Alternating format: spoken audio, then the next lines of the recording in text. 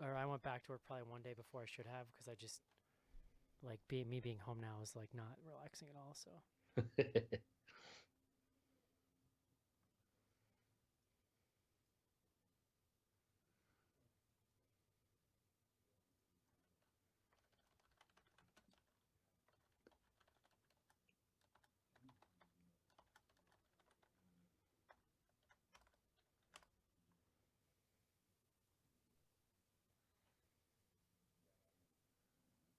you grab me Suspiria trailer when you get a sec, or Trailer or poster? poster.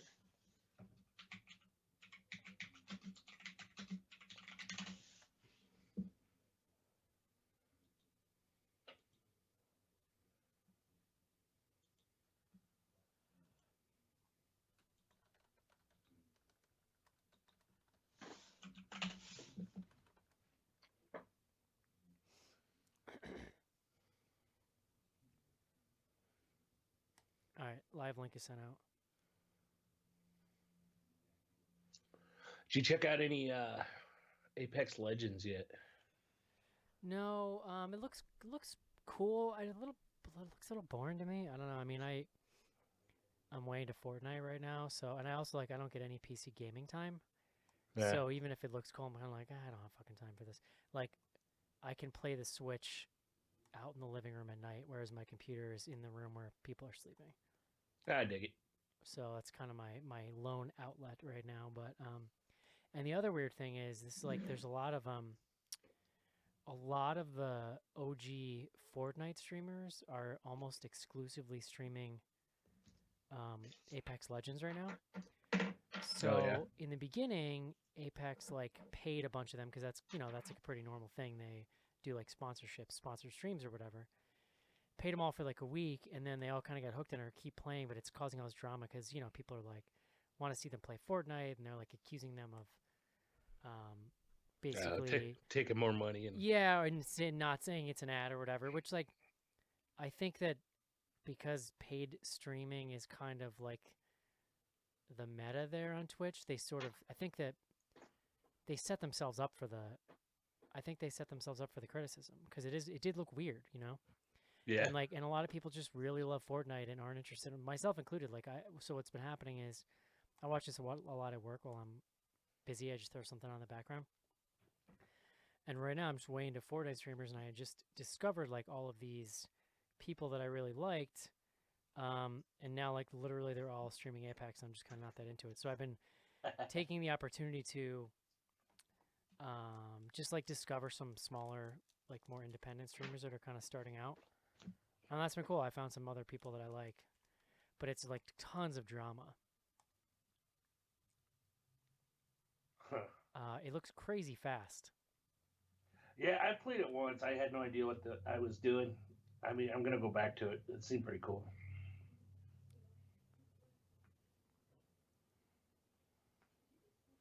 It was. I know. No, I am have zero experience with any of those battle royale type games, so I don't know fully what I'm doing.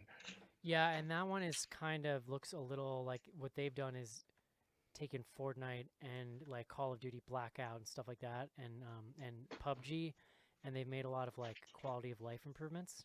So there's a Yeah, lot of little systems kind of built on top of it to make things easier. But I think if you're coming in with zero context, it probably is a little confusing.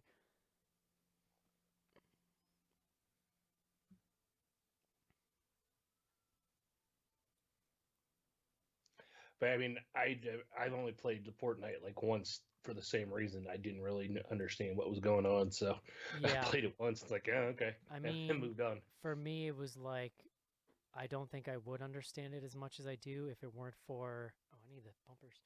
Um, like watching streams. Yeah. Like, that just like you watch enough streams and you start to understand those games better. Well, you guys are so big into parent mode too. It's a huge factor that makes the Switch awesome that you can actually squeeze it into your schedule. It's amazing, dude. Where because you can actually take it where you can play it. Yeah, and I can just throw headphones on and it's nice. It is like the funny thing is do you have a Switch? Yeah. So, like the controller is pretty small. I did get a little cradle thing for it that has handles that makes it like way more manageable. Yeah. And I, Oh, hey there. hey Shelton, what's Hey. up? We're live, BT Dubs. Oh, shit. So I definitely was getting used to it, and then I was playing something on my PC. I decided to see if Fortnite would run on my PC, so I plugged in my old 360 wired controller. Dude, I felt like I couldn't hit the buttons. It felt like 3 times too big. I realized like the Switch ones, once you add a handle, are like actually perfect for my little baby hands. And I don't think I can go back. I'm like, what's gonna happen in the future? I'm like, I gotta hope some company makes like boutique tiny people controllers.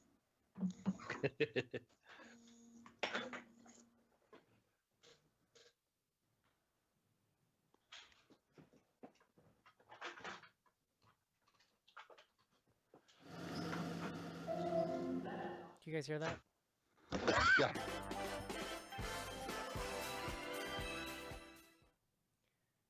I got this thing for my Switch because I have gorilla hands and Yeah. they So cramp up. the thing that's exactly what I got. Except my handles are black, I think, but it works Nice. really well. It's perfect. Yeah. What is it? Just like a grip thing that it fits into? It's like a little cradle, yeah, and it just basically gives you handles. That's exactly Oh, sweet. yeah, that's exactly what I have. My only complaint is I wish it fit in the dock. I basically have to take it off the docket, which is annoying. Yeah, I saw another one. I think Skull King or somebody's involved with online. It's like more like neoprene or something like that. That form fitting, and I saw that was their big selling point. That was it would fit in the dock. I was thinking about trying that out. Well, yeah, and the one I saw that fit in the dock was like double the price. Like this thing was $15, so I was like, well, this makes sense. I'm not going to spend like this Yeah. kind of money on this. You probably got the same one I did. I got it at GameStop. That was the cheapest one. So I'm like, yep, that's me. But like Fortnite is just like to not be terrible. It takes such a fast like Twitch response, and at first I was definitely having trouble on the Switch controller. But what I did was I cranked it has most of the motion stuff, so you can actually use motion control to kind of compensate for the fact that you're not aiming with a mouse. You can literally just like tip it forward or side to side to kind of tweak your sights. That's kind of cool. It's still hard as shit, but I'm slowly getting a little better. Let me know if anybody sees Andy on. It's funny talking about like reaction times and some of that stuff on how much it affects. Yeah, but that's another reason I don't play a lot of stuff like Fortnite and whatnot. I liked Overwatch a lot. That was fun, but I can get on the pub games and not give a shit and have a blast with it. But some of that stuff, when people are way into it and way better, for me, I'm turning 45 in a couple days. That's really hard to keep up with. No, dude, Yeah, for who's got sure, time for that shit? for Not me. sure. And I definitely feel like my reaction time is slower, and yeah, I don't know. It's just it's interesting. I played just like to make Overwatch. things explode. Overwatch was the thing that mystified me too, and I just felt I was like, it's funny because like Fortnite is fairly complicated too, but I just for whatever reason was more into it and put more time into figuring it out. But I bought Overwatch, played it like twice, and was like, I don't think this is for me. I got into Overwatch fairly heavily, but I didn't play in any of the rank stuff. The difference for me was like I watched a bunch of Overwatch streams, and even watching a stream, I was like, I can't tell what the hell is happening. Whereas Fortnite, I was pretty easily to figure out the strategy and what people were doing. Yeah. I still can't do it, but I understand it. Yeah, I have no clue about Fortnite. I played Overwatch for a while, but I like took a break for like 3 months and then came back to it, and I was absolutely like clueless. Like everybody was so much better. Yeah. So I just like playing that chick with the mech because it's pretty much as a tank. I can stay alive longer, and I can blow it up in the middle of people, and I was pretty happy with that.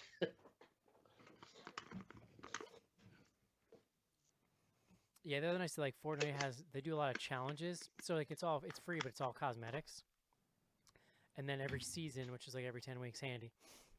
Hey, bud. They do like challenges, and you do challenges, you unlock stuff. And what's nice about that is like I'm bad, but I can fuck around and do the challenges. You just reminded me of a Casey talking about kamikaze, because like one of them was like, get 3 kills with grenades, and I'm like, well, I can't actually do this in the course of a match, no matter how hard I try.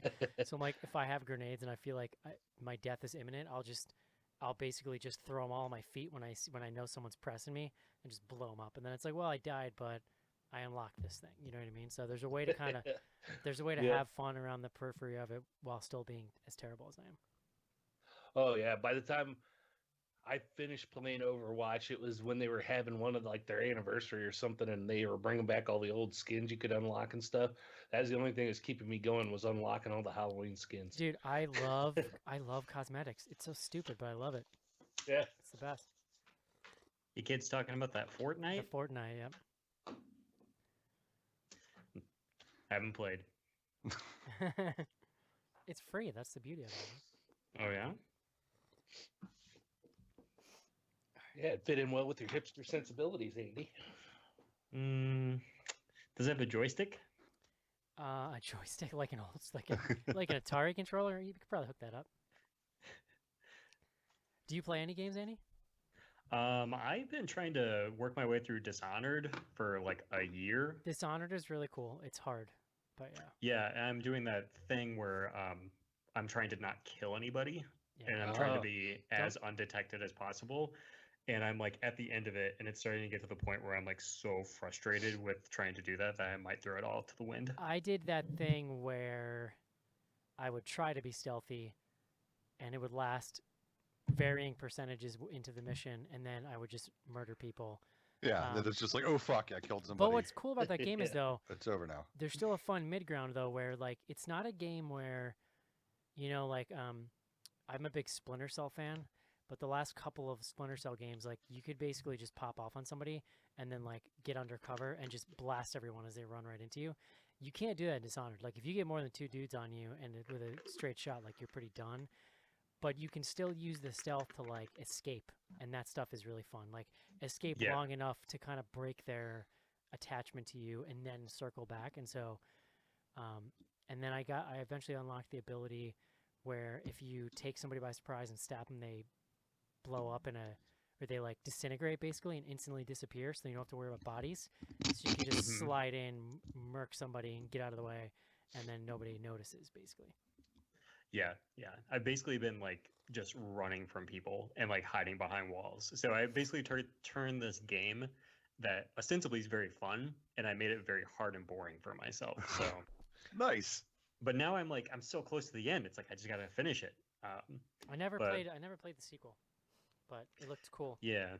I didn't realize like how similar this was to like BioShock, and I don't follow like developers or anything, so I'm not sure if they were like similar people involved. I don't But know. yeah, the difference between like the mechanical real world and the magical weapons, it's like, oh wow, this is It's very This is doing yeah, that. the powers for sure, and it's very similarly like cartoony.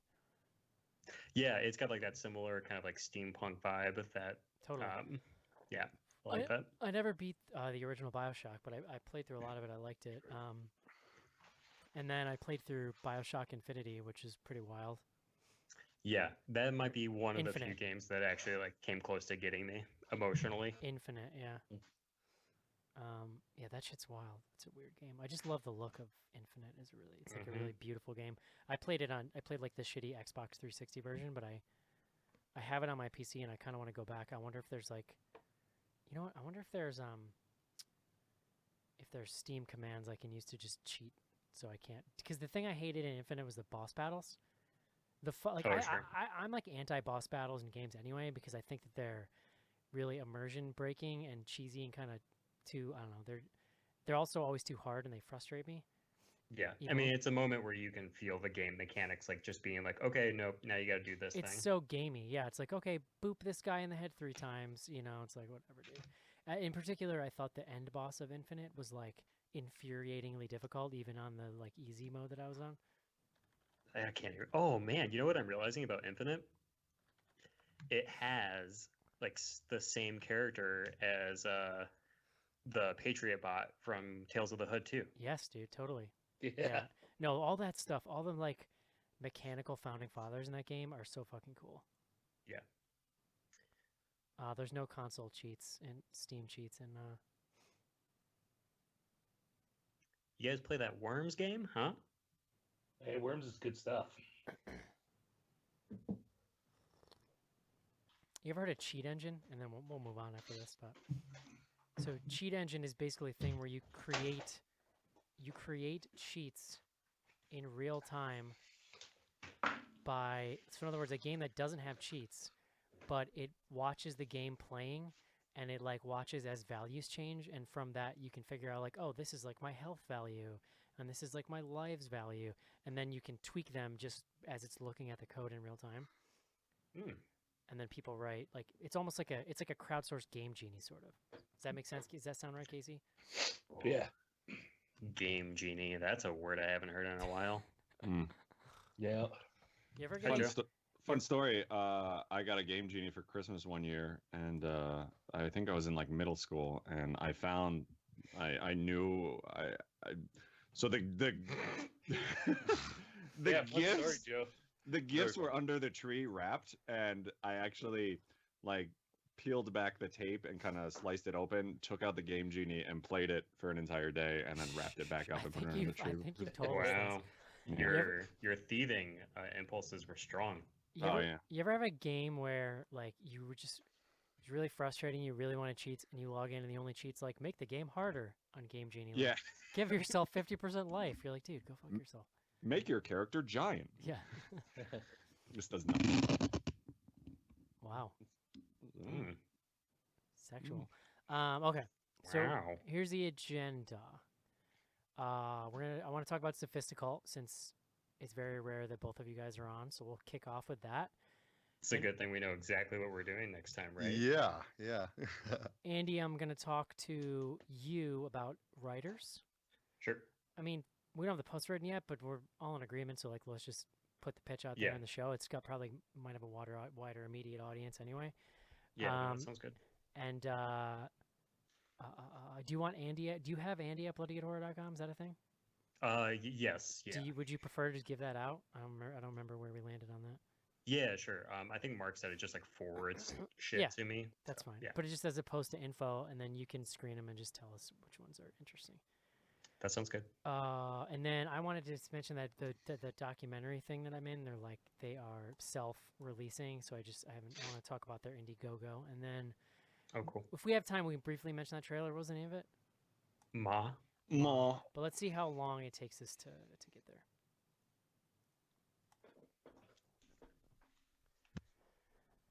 We're trying to clear out room in the bedroom, so we're thinking about getting rid of our desk chair. So I'm testing out now, sitting on one of our kitchen table chairs. It's very uncomfortable. That sounds awful. If you see me squirming in the middle of the show, that's why. You standing, Joe? No, not anymore. Not literally. The only reason I was standing is because we hadn't unpacked and I had like boxes stacked up. Yeah.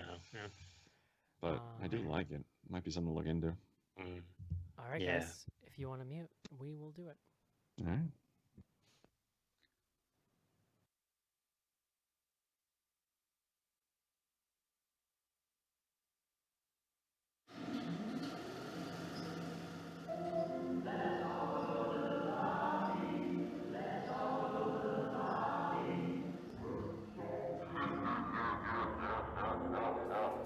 Welcome to Bloody Good Horror, covering the best and worst of the horror genre since Halloween 2007.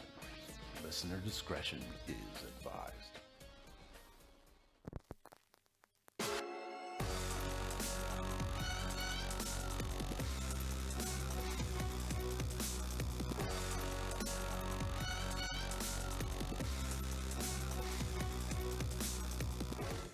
Hello, everybody, and welcome to a very witchy episode of Bloody Good Horror. My name's Eric, and I'll be your host for this evening, where we will be reviewing Luca. How do you say this, Andy? Guadagnino's El Niño's remake of Dario Argento's classic film Suspiria. It's released late 2018. We're getting around to it now, so stay tuned for that review here in a little bit. First up, though, joining me, guys. You've heard of the British invasion. It's now time for the Sophisticult invasion. Joining us tonight, perfect timing for this fancy-ass movie we're going to talk about. First up, please welcome the managing editor of BloodyGoodHorror.com, Andy, to the show. I like how you say Suspiria with a little Suspiria, because I think of that scene from American Psycho Sustudio a little bit more. Suspiria. Does anybody think of that Suspiria. Rihanna song, Disturbia? It's all I can think of anytime we talk about Suspiria! Speaking of- You could put that on the karaoke list at the meetup. Yeah. Speaking of Rihanna, next up on the show, resident diva at Bloody Good Horror. Please welcome John Shelton. Oh my, Resident Diva. Yeah, Nice. I'm just kidding. John, you of course, Shelton, are the other half of Sophisticult Cinema. That's true. It's a podcast, and we do it. Yeah. Sometimes. You guys do the show now that John has 12 kids and can't do it himself anymore. Yeah, he's got quite the brood now, so we have to pick up the slack. That's right. Mm-hmm. All those midnight, baby. Next up on the show, coming to you from Chicago, Illinois. He drinks beer. Please welcome Joe to the show. Hallo, meine Damen und Herren. Willkommen aus dem Bloody Good Horror Podcast. Mein Name ist Joe und meine Lieblingsfilm ist Suspiria. Very nice. Here we go. Do you do a French accent too? If I tried, it would just end up like slowly morph into German too. Ah. Pretty much everything I have is. That makes sense. That makes sense. That's a Mets hat, right, Joe? I always look at that and think it's a Yankees hat. Yeah, I get that a lot. It is, yeah. Word. Last up tonight on the show, coming to us from Indiana. Please welcome Casey. Hello. Suspiria, guys. Studio. The remake. I have a weird relationship with Dario Argento movies. Sometimes they're hard to watch, but also like undeniably weird and amazing in his own special way. That's the relationship everybody has with Dario Argento movies. Yeah. Because some of his movies are unwatchable. I mean, so we did. I know we did Suspiria on the show back in the day. You guys did Mother of Tears a while back. I know. I'm too. trying to remember if we did Inferno. Like that might have been something I did for a staff pick because that's like my Argento jam is Inferno. Yeah. Well, I 'cause vaguely remember that one. my thing with Inferno is it's like every weird thing that made Suspiria cool, but like just slightly more grounded, where you can kind of get a handle on at least what's happening a little better. And there's just some really weird, cool stuff happening in Inferno, with like all the talk about alchemy and like the building, with the secret audio, listening device, whatever, all that, what I'm talking about. Yeah. It actually has like a discernible plot. It might not be that very good of a plot, but it has one. Yeah. And then no, go ahead. Sorry. No, go No, ahead. I was about to ask because I was trying to find on the site if we had reviewed it. Did Mark just do away with search on bloodygoodhorror.com? No, like, it's altogether? hard to find though for some reason. It's weird. It's at the very top of the page. You have to to the right. stretch out your browser. It's like, Oh. yeah, I think it gets hidden if you don't have it big enough. We should fire that guy. I mean, he kind of self-fired himself. Oh. Yeah. Let's. Well, looks like on episode 24 you did both Suspiria and Inferno. Oh. Oh, wow. Oh, double, a twofer. There's a terrible idea doing both those movies in one episode, but yeah, no, Pretty sure you guys did Dracula 3D, right? we did. Yeah, How I could mean, you forget? the story of Bloody Good Horror, the podcast, has been sort of slowly coming to the horrifying conclusion that Argento movies had become literally unwatchable. Like, not even just bad in a cute kind of George Romero way, just like aggressively bad and unwatchable. Although Dracula 3D does have that sweet giant CGI praying mantis in it, Fuck yeah. which is pretty As cool. any Dracula movie needs. But yeah, we're here tonight to talk about the remake that literally came out of nowhere in 2018 and got the horror world a buzzin'. Before we do that, though, so as I mentioned, you guys, both halves, you formed the union that is Sophisticult Cinema. Do you guys want to just tell me about this? Is the oldest / longest running Bloody Good Horror spinoff. Well, it was a very lovely ceremony. So like a little bit about Sophisticult, we, as Shelton's put it succinctly, it's where the art house meets the grindhouse.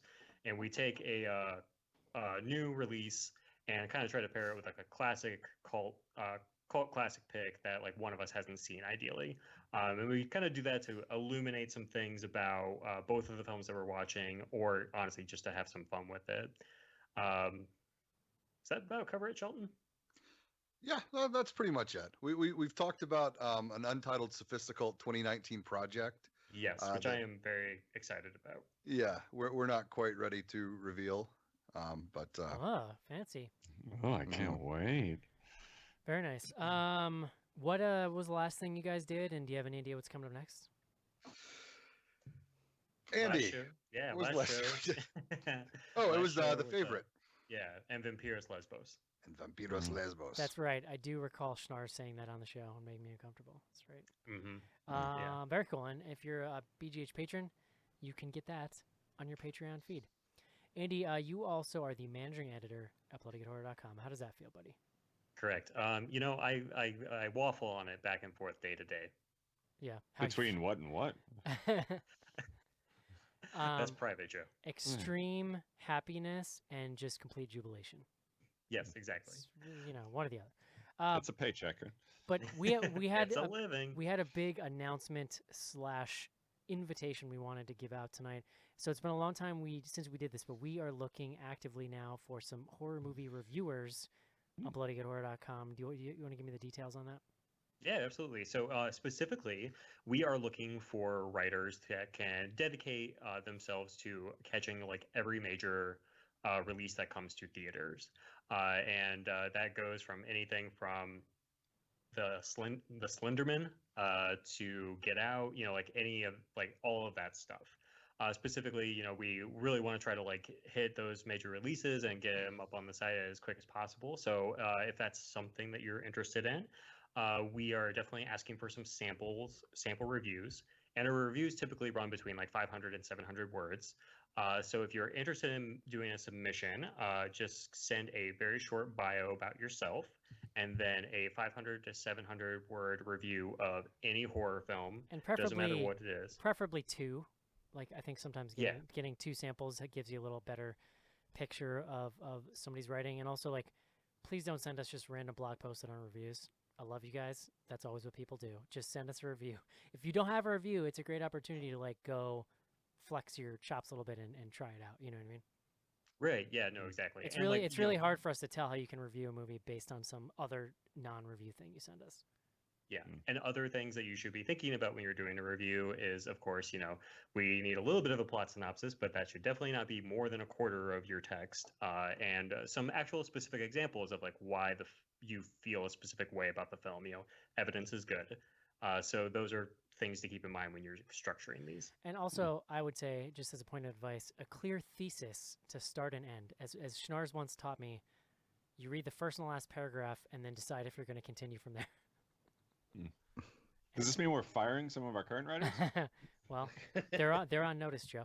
No, I mean, And You know who can, you are. can we do this reality show style? Because this is what I've been waiting for I think for years. I think ideally we find a couple people that fit the bill because then that way it wouldn't have to be a person seeing every single review. You could kind of tag team or whatever. So send that stuff, Andy at bloodygoodhorror.com. We can't promise that we're going to get back to everybody. We don't know what the demand's going to be like, but we definitely will keep a file of everybody and read everything sent to us. So, yeah, I mean, right now is sort of the slow season for horror. So now's a great time to get in with the site. And, yeah, and if you apply, we can give you more details on what that means. There's also going to be a post going up on the site that have more details about kind of what it means to write for us and how that all that works out. So there you go. Joe, you can apply? Yeah, absolutely. I'm Joe, we hoping. Yeah, go ahead. We really need a news writer. What do you think about picking up the mantle again? We've talked about it a lot. I go back and read those news posts that I did every once in a while. And I'm like, dear God, I could never be president because this will come out. I could never be. Well, maybe I could be president. I could never direct a Guardians of the Galaxy movie. I think we could say that. I was gonna say that has forever gone out the window, Joe. You could do anything now. Yeah. Joe, our friendship I know is tenuous, but if I had to edit your news every day, I don't know if I could do it. You know, I go back and I still find like spelling and grammar mistakes because I assume at a certain point, like Mark was just like, whatever, I don't care anymore. I'm done. And then I get so nitpicky that I will go in and actually correct them. Like anyone's going back and checking news from like 8 years ago. That's amazing. That's fucking amazing. Anyone that's ever I edited. do propose an. Oh, go ahead. No, I was gonna say anyone that's ever edited a Joe post will message me and Mark and be like, "Dude, I always thought you guys were joking on the show. You were not kidding." No, blatant disregard. I will just hit spell check and just click accept for whatever the first thing it suggests is. So most of the words are spelled correctly, but they make no sense. The thing is, though, you're a really funny writer. All you need is just a couple like commas and periods here and there, and then suddenly it's gold. But like without that stuff, it's like the rantings of a crazy person. oh, 100%. Yeah. Yeah. I just assumed it was the Joe character. Yeah, exactly. I think you meant pianist here. Is that right? Absolutely not. I meant whatever spell check said I meant. I do propose a new segment to the show where we look 10 years back in time to whatever the news posting was that day and read it. That could actually be a lot of fun and super cringeworthy also. You'll get final edit. So yeah, okay. One last thing we wanted to mention here. So, listeners might remember I had mentioned that I was featured in a documentary that was shot last year. Not featured, but I'm in it. It's called Survival of the Film Freaks, and it's basically this really cool sort of indie documentary about the past, present, and future of cult cinema. And they interviewed me, based on my experience with Bloody Good Horror and being a genre fan. I've seen the final product. It's a really good doc. It's been screening at festivals, and they're basically they've been trying to find distribution. They're actually launching a campaign now to try to do some self-distribution to start out, and they're pressing Blu-rays. They've got like special editions with special features. You can get a poster. This really cool. I think I've sent this to you guys before, but it's like inspired by the original Maniac poster. So you can get that. There's a cassette tape version of the soundtrack, which is a bunch of really awesome like hair metal inspired stuff. So you can check them out at Indiegogo. Here's the poster here, guys. So you go to Indiegogo.com, search for Survival of the Film Freaks, and you can check that out there. And see me in all my glory. Are you interviewed on it? Like you actually see you, like your beautiful mug, or I am interviewed on it. I'm on screen. I actually am featured more than most of the people on it. I probably have like the second or third amount of lines in the whole movie. And there's a scene in which I start discussing my love of Monster Vision, and then they cut to Joe Bob Briggs, and it's pretty much like because they interviewed him, and it's pretty much my finest achievement. Oh, that's great. It was really cool. I was there. I went to sort of like they did a screening of like people who were in it and friends and family and stuff. And I saw that moment. I was like, guys, I need to go have a moment with myself right now. That's awesome.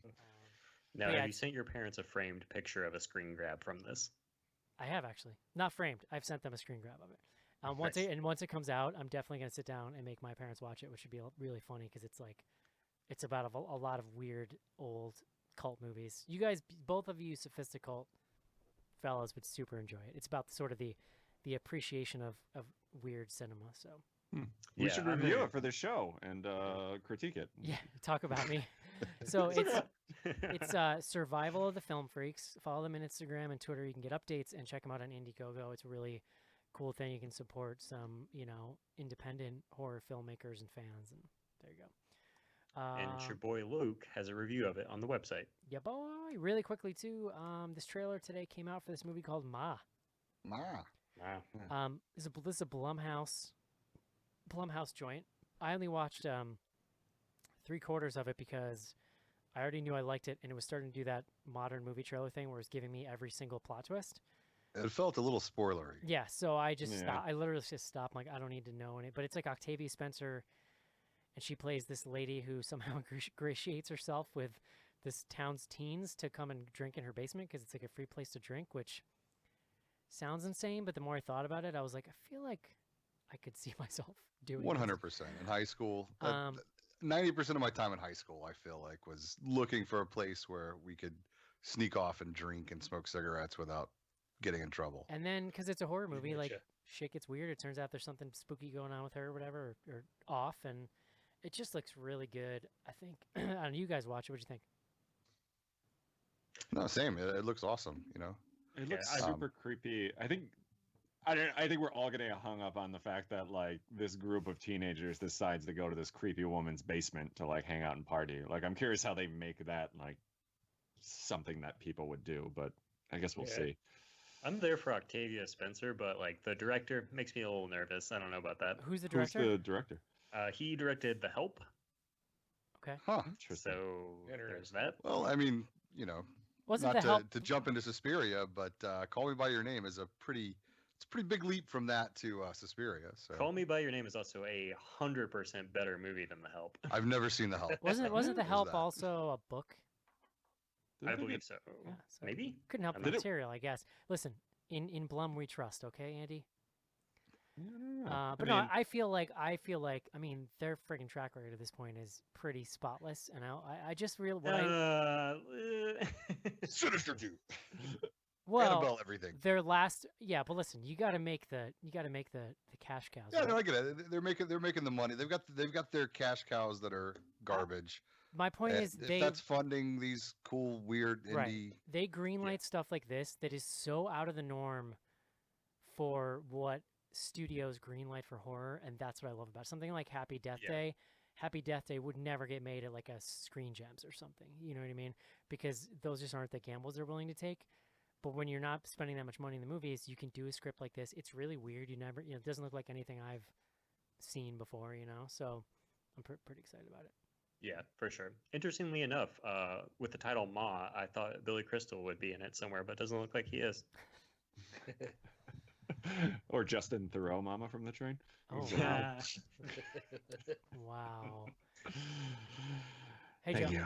Joe, speaking of drinking, Yeah, we were talking today. We grew up in a small town. We used to just drink in the woods, like yeah, that's what you do. an American ass teenager. Mm-hmm. Yeah. You trudge 45 minutes into the middle of nowhere Yeah. in the woods, and then somehow the cops are like 5 minutes behind you. Well, we had a friend who had a police scanner, so you pretty much would get the tip off a few minutes before they rolled in. It was still utter chaos, but you at least had Yeah. enough of a jump to get away. Holy shit! That's such a good idea. It's freaking Yeah. brilliant. Yeah. No, that when I was Well, 16. so it was a whole thing, but we would party basically. It was like this area of woods, and the cops knew about it, and it was on a bike path, off of a bike path that ran through the woods. One end of Yeah. this bike path came out on a public road, but what nobody else really knew or was that the other end of the bike path came out on private property that my friend lived on. And so when the cops would show up, A, we got an early warning, but B, everyone else ran towards where the cops were, and we could just go in the other direction towards my friend's private property and be parked on the bike path so we could just like hop in a car. And like more than one night, I literally was like hanging onto the back of like a car while I was driving down this bike path in the middle of the night. What did we call that place? Is that the dunes? The sand It was dunes? no, it was Shale Hill. Shale Hill. All right. Yeah. There was the sand dunes. There was Shale Hill. There was the pits. Those are I those feel like places. those were, But yeah, it like, was all one they other were all place. just out in the woods. Yeah. You know. Good Yeah. times. You guys are bad kids. I was surprised Yes. at how industrious you were, Eric, talking on Slack about how you carried a weed whacker around. with It you wasn't just me, for but that yeah, I had a purpose. like we had a spot that we would go to that would get overgrown. So in the spring, we'd bring out a gas-powered weed whacker and just clear it out because we had fires, so you couldn't like leave the brush there. I had industrious friends, let's say, and I like to drink, so it worked out for me. We Good had times. burn barrels at boat docks out in the middle of nowhere. Nice, Worked out well. good drunk fire. It's good for the soul. Yep. Speaking of being drunk, Joe, Yeah. what are we drinking tonight? Beer guts. Oh, beer guts. It's where we talk about beer. And tonight we're talking about Suspiria, which takes place in the fine city of Berlin, a city I have been to, if, I don't mean to brag. Speaking of being drunk, I've actually been drunk and had a piece of the Berlin Wall and got so drunk that I lost it, and I regret that happening. But I picked a... Yeah, go ahead. How do you declare that on customs? I don't know. I mean, it was like shortly after the wall fell. So like there was like blocked off areas, but the wall was still very much up in sections. So we just kind of snuck behind and like grabbed a few pieces, and then like drunkenly lost them in our hotel room and overslept and had to exit. Yeah, I'm still annoyed about it. But I picked a beer named after that fine city, and I think it might be the first time I've done one of these, or if I have, I've only done a couple others. This is a Berliner Weiss from the good folks at Creature Comforts Brewery, which is all the way out in Athens, Georgia, down in Cece's neck of the woods. And this is their, what are they? Athena Paradiso, which is a Berliner Weiss, and I'll kind of get into the style, but they actually kind of do special releases of this beer as well. So this one they have like the traditional style, but then the one that I had is actually they put passion fruit and guava in there. I've Oh. been kind of reading up in there because I don't know a ton about the brewery, I but love- apparently they do like special releases of this Athena beer a lot. I love that word. I'm sorry, I love the word guava. guava. It just really rolls off the tongue. Pure guava. The traditional Berliner Weiss is low in alcohol content. This one comes in at about 4.5, which is like below even like your Bud Lights and things like that. They're super tart, very sort of bubbly, almost like champagne-like. Really good, like in the summer months, and kind of sitting on your deck and trying to look fancy. Like I said, this one they actually put guava and passion fruit in there.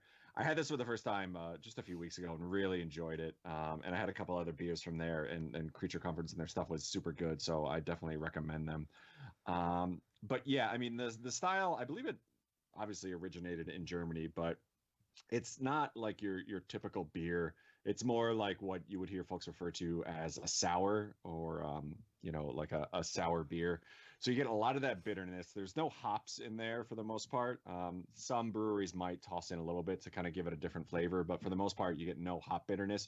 It's really like that tartness, almost like lemony flavor. And then a lot of breweries will flavor this with like raspberry or a different like syrup of fruit, but these guys actually put like the fruit in the brewing process. So it came out really good. I really enjoyed it, and I liked everything I've had from them. So yeah, creaturecomfortsbeer.com is their website, and I look forward to trying some of their other stuff. All right. Mm. Thank you Thank for you. that, Joe. All right, guys. It is time. Let's take a quick break and discuss Suspiria. This is it, Jennifer. Your big breaking TV. From the prime time, bitch. Main feature. And we're back. Andy has me all self-conscious about the way I say that word now. I think it is. I like to lean into it. It's just like Suspiria. You like a little extra. It's a me, paprika on it, yeah. Suspiria. Much like, yeah, exactly. It's, I mean, much like guava. It's just a word that I find it just like flows out of me. You find it unctuous. Yeah, sure. Yeah, what that means.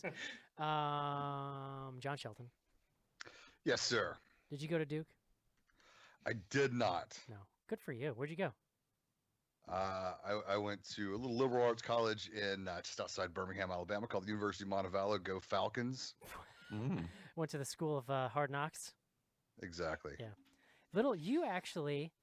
You taught English, didn't you? I did for many, many In years. Korea, right?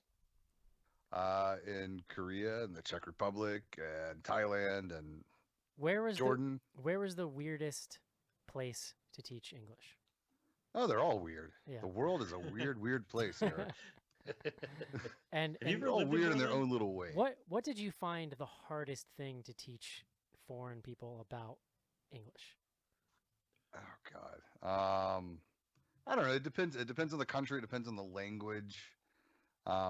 Depends on if it's beginners or like the advanced level, all that kind of stuff. Probably the hardest thing was learning all of this stuff before I taught it. Because, Learning English? Yeah. Yeah. What's a gerund? Anybody? Oh, Anybody. Yeah. Oh, God. Come no. on. I think it's my wife's uncle from Ireland. Wasn't he What a the bum. subway guy that got arrested? Yeah, exactly. $10 foot long. Okay, boy. John. The point is, you know words, you've taught words, you live words, and you're here tonight to bring us the word of the day. That is right. And the word, or I should say words of the day, are not actually English words today. Oh God. Oh boy. Yeah. Yeah.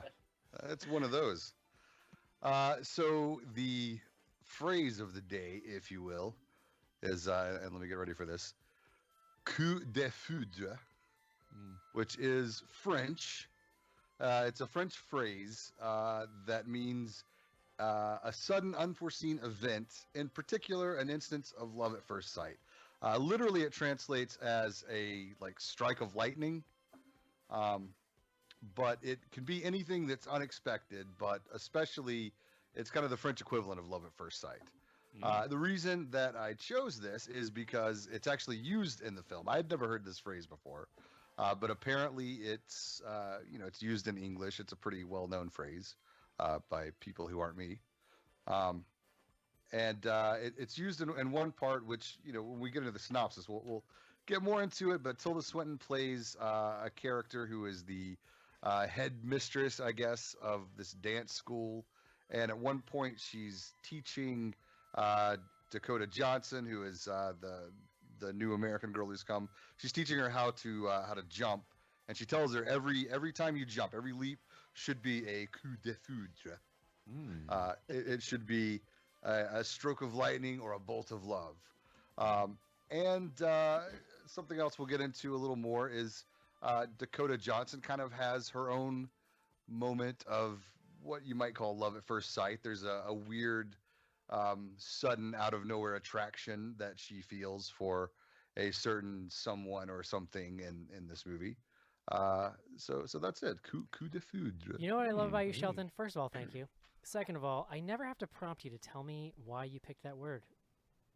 Well, that's part of the whole gig, right? I mean, Well, it's just theoretically, sure. Yeah. I mean, I appreciate it. just saying. You will get Very- shit. You will get shit for picking a phrase of the day. Just a fair warning. But I liked it, so I'm gonna accept Well, I'll prepare myself. it. Eric, do you feel a coup de foudre whenever you see Schnars after a while? Yes. Yeah. Exactly. I think there's They a lot still- more tongue in the French version of Love at First Sight, right? Yeah. That's how that works. Open mouth kissing. Yeah, guys, we are here finally. It's been put off for months now, but we're here to talk about Suspiria, 2018 version, the remake of Dario Argento's original film, directed by Andy. You say his name.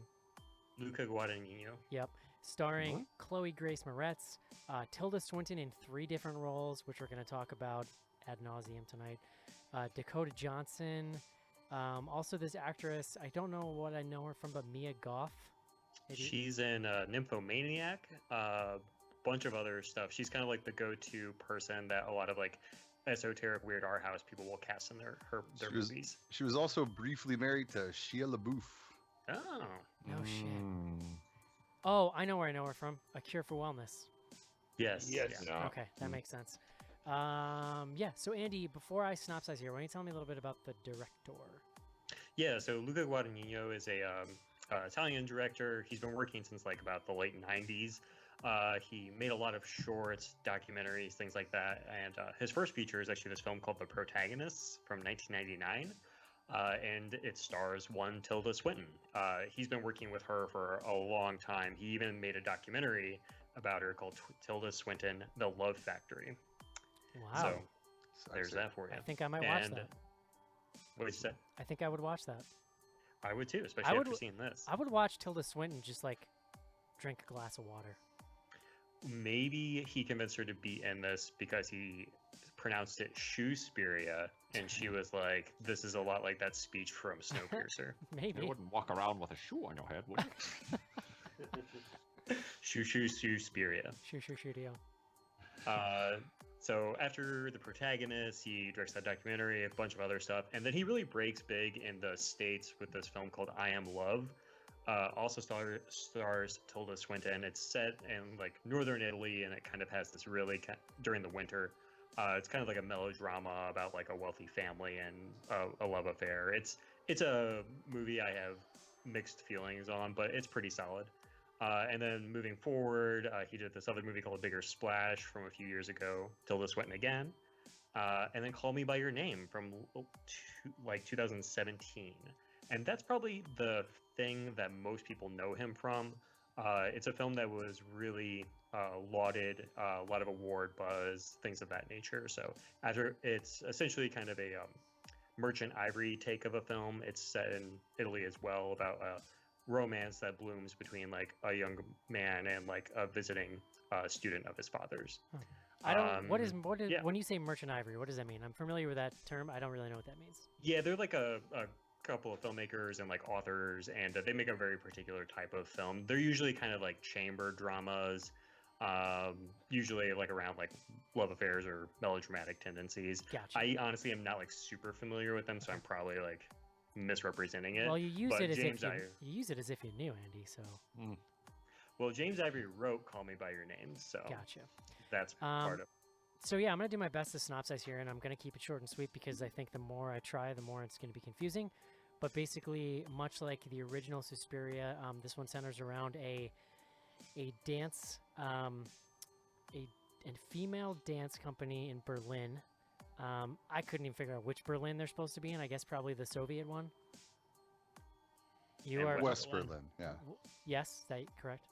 That's correct. Okay, so it's during sort of still Occupy, right? Like it's still two separate Berlins, and so that those politics come into play in the background of this movie pretty heavily. And Dakota Johnson is an American. She finds her way to the studio. She sort of gets an audition, blows Tilda Swinton away, who's the head of the company. She brings her in, and very quickly we start seeing weird things happening. There's some weirdness going on with Chloe Grace Moretz. She's basically just she's going to see this therapist, who's also played by Tilda Swinton. A character that like you look at her and you're like, you don't really know what's going on because there's definitely a little bit of a hint that you're looking at some prosthetics. I shit you not, though. I had no idea that she was playing multiple characters until I looked it up because I'm like, who is this person? I legit thought it was like Gary Oldman in like old dude makeup. Even though Well, he's apparently, like if you read the Wikipedia or the IMDb trivia, like nobody on the set knew it was her either. It's like insane. It's didn't batshit actually crazy. say it until like an interview after the film wrapped. Like to the point where they actually had a story about the actor that was playing this guy where he supposedly passed away like It's- after filming wrapped. It was mind blowing, and then that like because halfway through I looked it up, and then that just totally kind of colors everything else you're watching because you're like, holy shit. But anyway, so he comes into the story because Chloe Grace Moretz is seeing him. He's a psychiatrist. She's telling him all this craziness. He just thinks it's hysteria or whatever, and he's kind of humoring her, but at the same time senses that there might be some danger going on there. She quickly disappears. He becomes more interested. He starts talking to another one of the girls, and so a lot of the movie, from his point of view, is him kind of poking around the edges of this place, getting a little closer, trying to see what's going on. Meanwhile, Dakota Johnson is getting deeper and deeper into this kind of this life here, and transforming really in front of our eyes, becoming more confident. And there's definitely some kind of creepy, witchy thing going on between her and Tilda Swinton, but you don't really know what it is. For most of the movie, for most of the movie, Dakota Johnson is basically your protagonist in a lot of ways. It's interesting. There's actually, I mean, there's many viewpoints you can kind of view this film through, but she's definitely one of the main characters. Anyway, this all kind of comes to a head. We pretty quickly realize that this place is run by a coven, and they have some type of plan they're trying to enact with Dakota Johnson that she doesn't know about. And then there's also like political strife within the coven, like who's gonna run it becomes a big theme. And then all that sort of comes to a head in this big batch of crazy finale, which we might talk about a little bit later. But that's Suspiria, guys. It's about dancers. John Shelton, Yes, sir. what do you think of this? I liked it quite a lot. So yeah, obviously I'm a big fan of the original movie. It's it's one of those foundational horror movies you see at a young age that you're like, holy shit, like this is something I've never seen before. This is really cool. So of course, I was a little skeptical maybe when I heard they were going to remake it because it's a hard movie to remake, and I think he did the right thing. Because it's almost like he made a list of like what is everybody going to expect from a remake of Suspiria. You're going to expect like like gaudy over the top technicolor, like lurid colors, like a soundtrack of like pounding prog rock, some kind of Yes. killer with black gloves, and he threw all of that out and he made something that is completely different from the original Suspiria, but also like very much a remake of Suspiria, Yeah. but it's his own thing. So I appreciate the hell out of that. There's some stuff that I could have done without, but all in all, I really, really liked it a lot. Like I said on the email chain, if I had seen this in time for the top 10 list last year, this definitely would have been on my list, probably right there at the top. Yeah. Andy.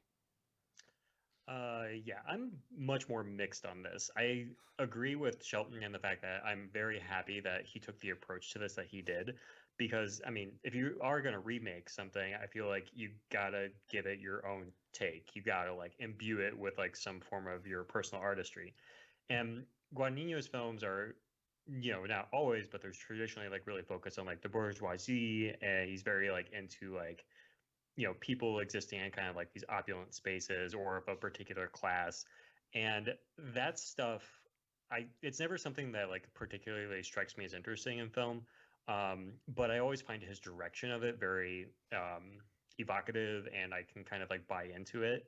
Whereas like here it's almost like he's inhabiting this space like too much, and there's this pretentious streak that like runs throughout the film. I'm thinking in particular about like the chapter breaks, and the fact that the title for the movie is actually not shown. It's but it's in there at the end of the opening credits. It's actually on a I thought that was subway cool. platform I like in that. the back of it.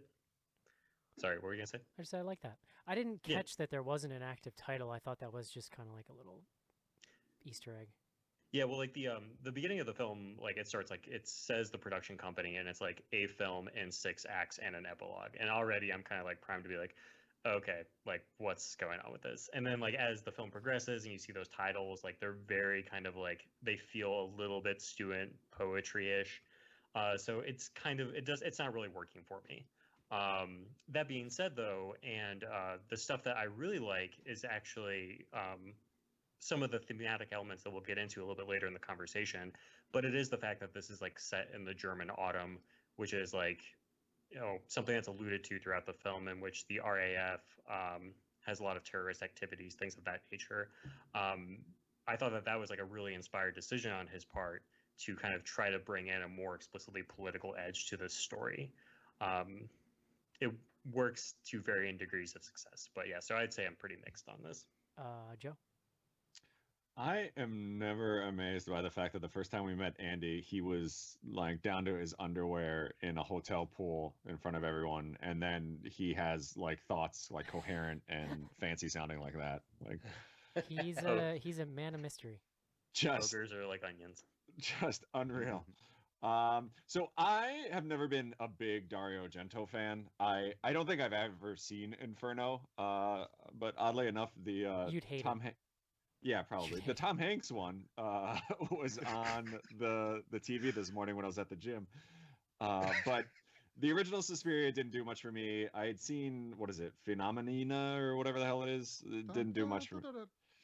But like most of them have not really struck a chord with me. But this one I actually enjoyed. I mean, I think I'm not as far as John. I'm probably a little closer to Andy, where some of it I was like, all right, we could probably cut this out. And I think Eric, you mentioned it over email. Like there's this whole thread of the doctor, or maybe it was you, John, about his backstory and finding his love and all that, which I could have done without. And I feel like they could have taken out and still had a solid movie a half an hour shorter.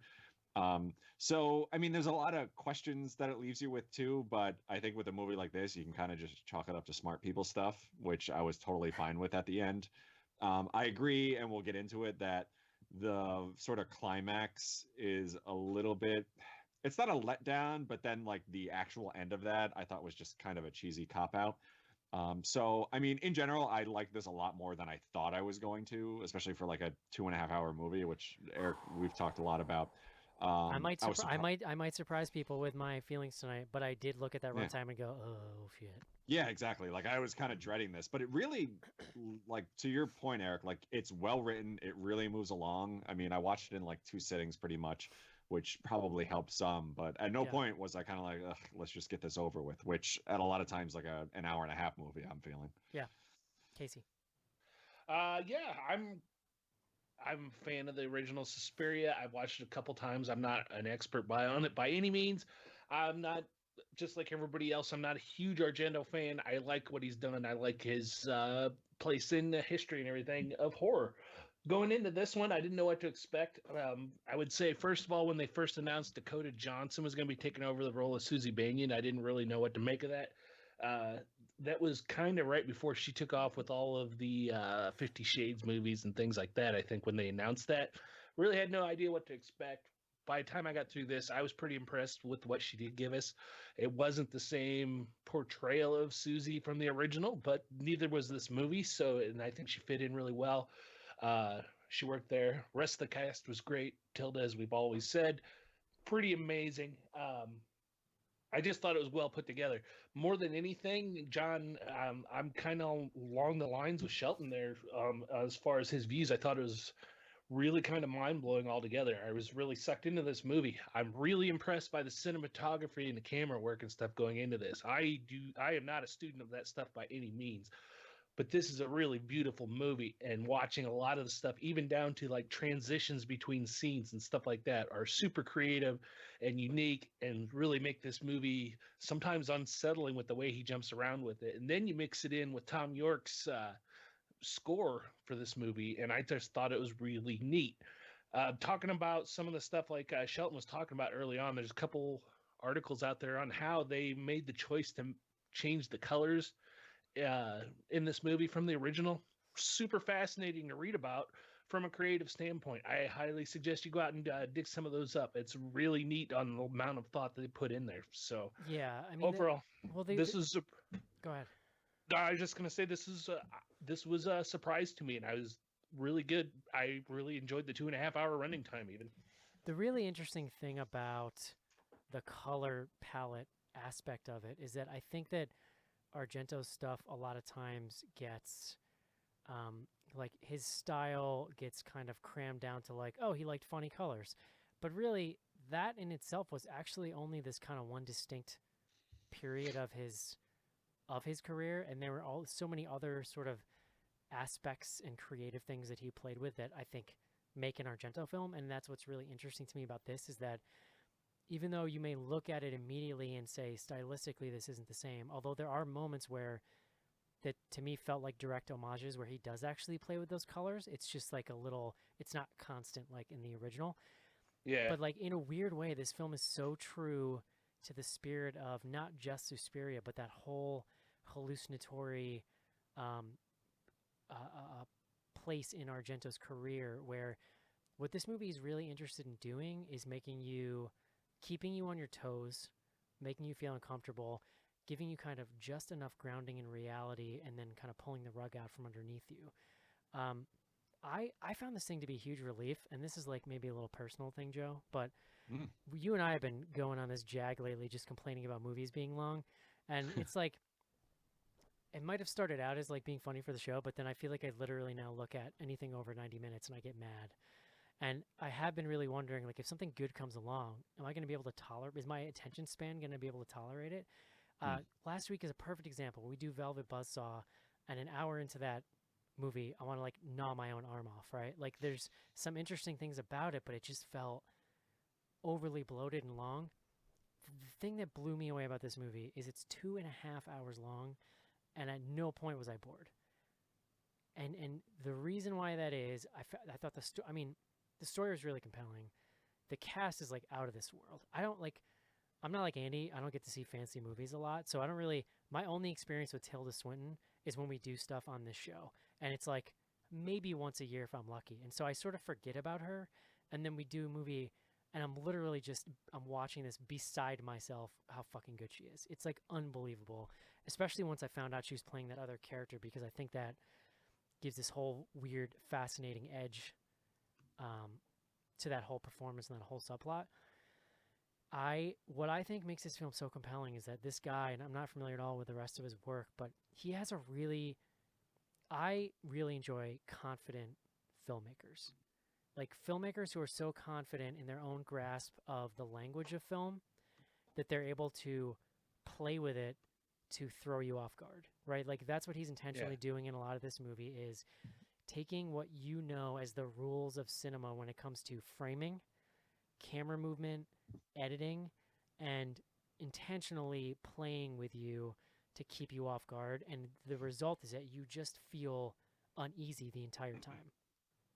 I think that same confidence and style makes these dance scenes fascinating, even though they're just like training. Specifically, I think like the sound design in these dance scenes, like it's very rhythmic and thrumming, and like it's the tension in some of these scenes. You almost want to like barf because you're just like, what's gonna happen?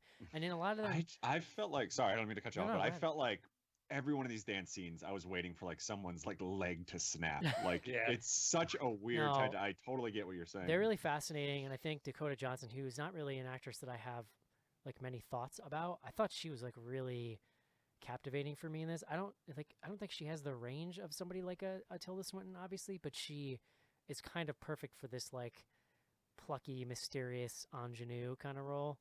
She is so bland. Like I'm perfectly fine admitting that I've seen all 3 Fifty Shades movies. She is so bland and like just like Yeah. vanilla. I was surprised at. I mean, this role is somewhat that. I mean, I don't know. Didn't even talk about, but she comes from. Was she a Mennonite or Amish? Like her kind of accent? Mennonite. Yeah. So I mean, it kind of fits that sort of reserved, like Well- not boisterous attitude she has. And also, but she's I thought she was great in this. Yeah, scene. also she's supposed to be mysterious, right? So like it works in her favor. It's like when Keanu Reeves was in The Matrix, and it made perfect sense because he's just the like blank cipher for the Blank audience. canvas, yeah. Yeah, Yeah. but like, no, but I think she's really good, and like just the physicality of what the actors are doing in this movie with the dancing is, you know, just completely fascinating to watch. I think I actually was way into this side plot with the psychiatrist because I think it brings a really fascinating human touch to the story. I actually found all that stuff really affecting and touching. It resolves itself well. It leads to this third act finale moment that's like just absolutely gut wrenching. Like probably the hardest thing to watch in the whole movie, I think. My only complaint, and it's barely like for me, it's really hard for an ending to ruin a movie for me. Like if I feel like a movie's really solid and did the work to get me there, I'm like usually really willing to go along with whatever they have in store for me. I think that there's like a little section of this finale thing where he almost abandons the careful, meticulous camera work that he's cultivated throughout the rest of the movie and just sort of trains it on a wide shot and throws a red filter over it and makes it flashy. And it's like, I didn't hate it. At the same time, it felt like I said, it felt like that carefully his directorial hand in the rest of the movie is so steady, and he knows exactly what he's doing with every frame. And there are moments in that finale where I feel like he's not sure what to do. However, all of a sudden it turned into the video for Godsmack's Sure. Voodoo. yes. what I will say Well, that's though, the thing. Like what I will the finale, just the a lot- finale is just a big dance sequence. yeah, sure. And And there's a few, you know, there's I guess probably 3 big dance sequences in the movie, and they're all like really really cool. Like I'm not, you know, an aficionado of dance, but I've watched So You Think You Can Dance like once or twice. Then I'd say But- you are.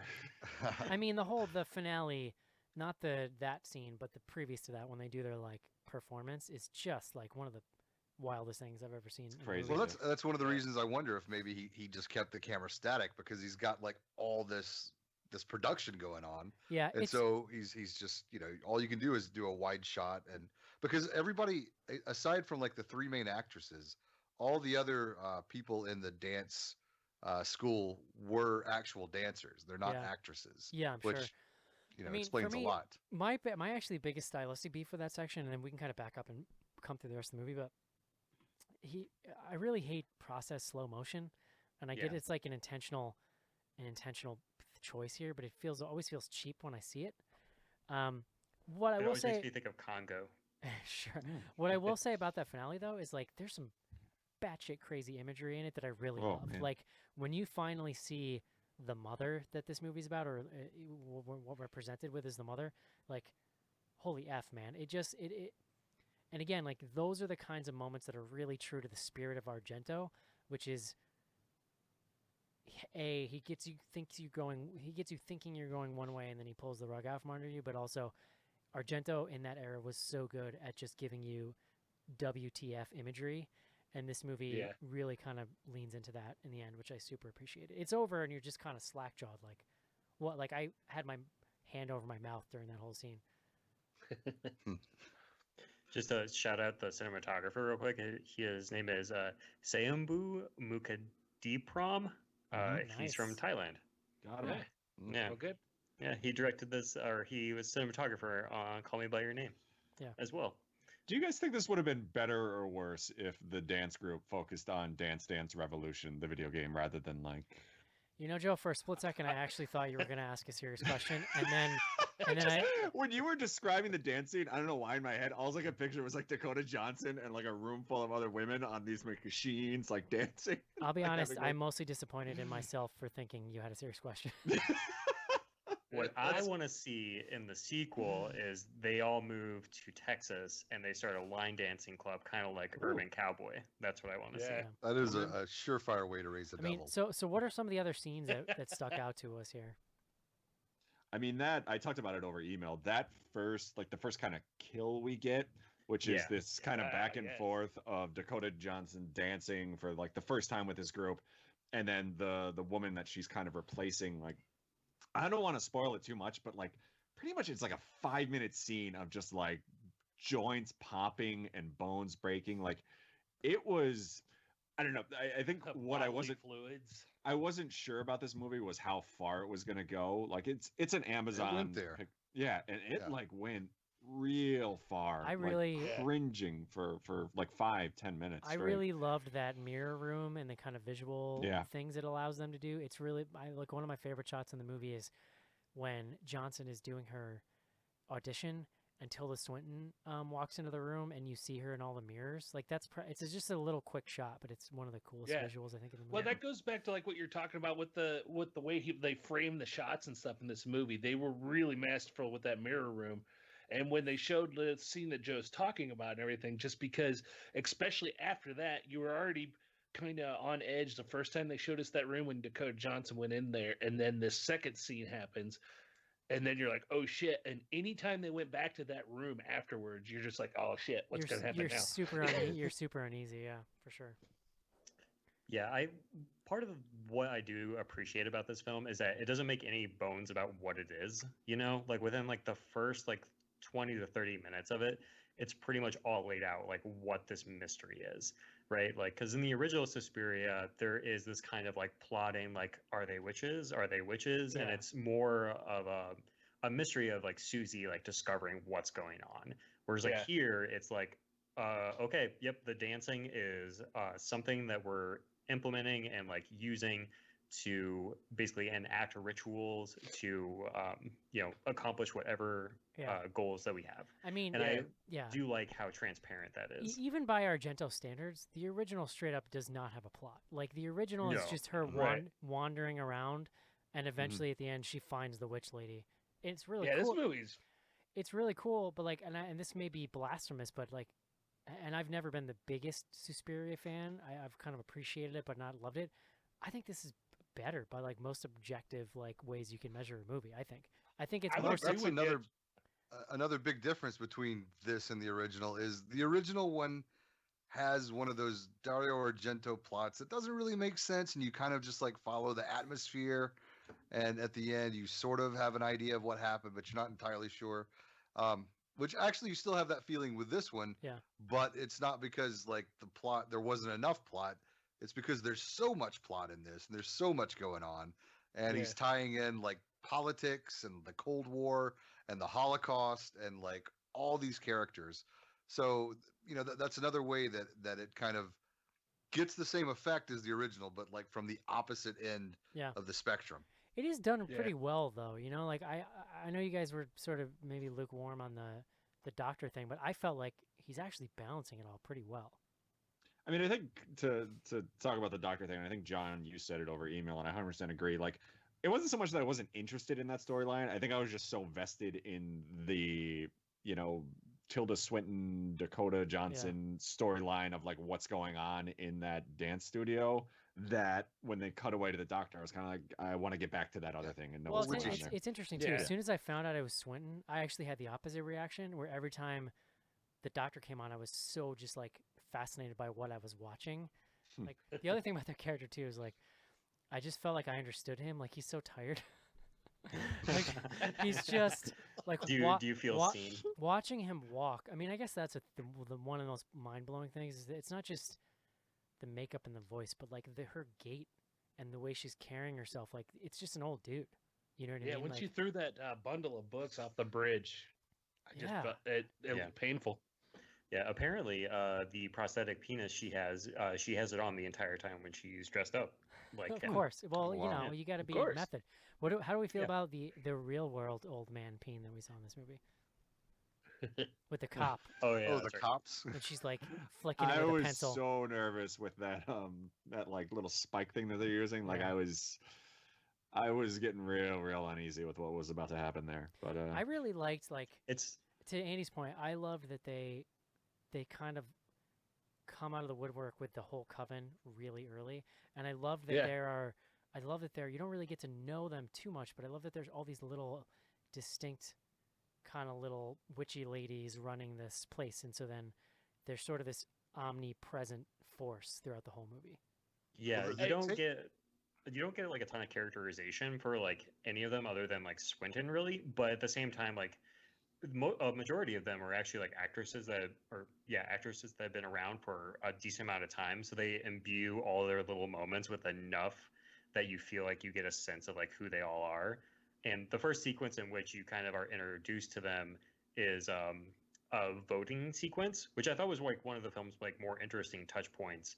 Is you start getting the sense that they can communicate telepathically because they're having this outward conversation that looks like just chit chat, but like over the soundtrack and voiceover, you hear them casting votes for who they want to lead the coven, which I thought was like a very effective way of like showing you distinct characters and like kind of learning a little bit about like where their allegiances lie and also how they interact with one another. Yeah, it was interesting. One of you guys were saying later that they were like telepathically communicating, which we see Tilda Swinton later in the movie actively do. I didn't put that together in those scenes.